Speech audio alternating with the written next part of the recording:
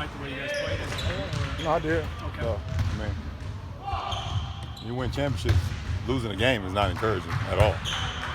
So, I mean, I like the way we played in the first half. I like the way we competed, but you get encouraged when you come out here and work when ain't nobody watching. So I'm more encouraged on what we did today than I am in the game the other day. Brian, do you feel like you guys have enough to get back to the finals and win another championship? That's our goal, and that's what we got to work towards. That's what we're here for. What was so good about what you did today? Just competed, got our work in. Everybody was on the floor. So there it is. What do you think is a realistic expectation for this team defensively? I mean, you can answer that any number of ways. What's good defensively for this group?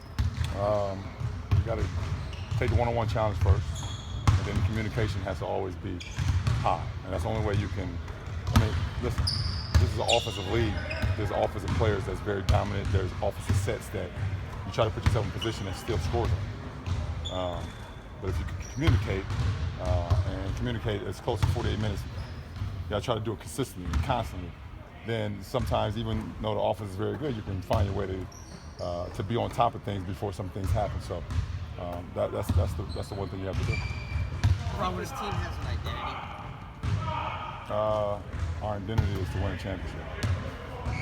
That's your goal, but No, that's the identity too. It's not a LeBron question. That's a Coach Lou question, and y'all just talked to him. So what did he say? Why not? That's not fair. What do you think it's going to take for JR to get back to the form he was in the championship? Make shots and compete on the defensive end. That's what we always ask of JR, and that's what he's always done. Do you think JR's trying to do more, or is it a confidence thing? No. Why he's not passing? Why he's passing up shots? Nah. He just gotta take his shots when he got them. Last year was a tough year for him with the injuries and everything that went on. So this year, getting back into the flow of things, it's been challenging for him so far. But we believe in Swish, and we got to keep going to him. LeBron, the other day, I think you called this a rough patch. When it's not going well like this, how do you prevent doubt or maybe disbelief from growing? Just come out and compete. You get better every day. You show up to work every day like it's your last opportunity to play, and then you live with the results. You talk every year about the regular season, building good habits. Is that happening? It's been very challenging, just from the simple fact of how many guys have been in and out. This is a difficult year for our team. Seems like I say that every year, but this one has been even more challenging. With everybody that's been out and coming back in, and the rotations and things of that nature has been very challenging on our team. But we have to figure it out. I mean, listen, at the end of the day, we have a game every other day or every 2 days, just like everybody else in the NBA, and we have to go out and play. I think you said last year it was the strangest year you've ever been through in terms of that. Is this worse than last year? I don't like to use the word worse too much. It's another challenging year. There's an individual responsibility for guys to get homework on off days or whatever in between games. You said you liked what you guys did today as a group on the floor. Could there be more opportunities for that moving forward? However, the practice schedule is playing, we go out and we get working. We have days off. If you feel like you need to get work in with your individual game, you come in and get working. That's it. Well, I think it's Z is going to get the greater Cleveland, lifetime achievement awards. Okay.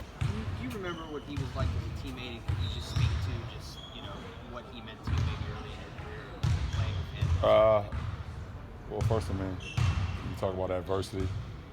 What he had to go through when he first started his NBA career with the foot injuries he had to continue to go through and the foot surgeries he had to go through, being that size, and at some point thinking to himself he would never be able to play a game, and to see him get all the way back to him becoming an all-star while I was here, being the impact player he was. We had a heck of chemistry with our pick and pop, and we talk about 7-footer shooting threes.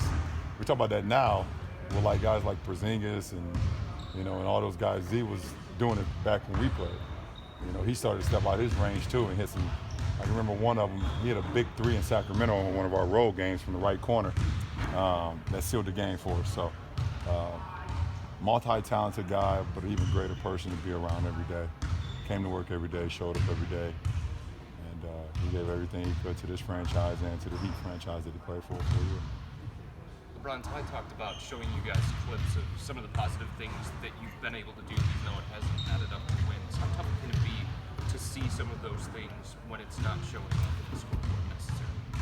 You just got to keep pushing. At the end of the day, listen, just keep pushing. Just try to get better. Film is always great to watch. See things you could have done better. At that point in time of the game. So, it's always good to watch.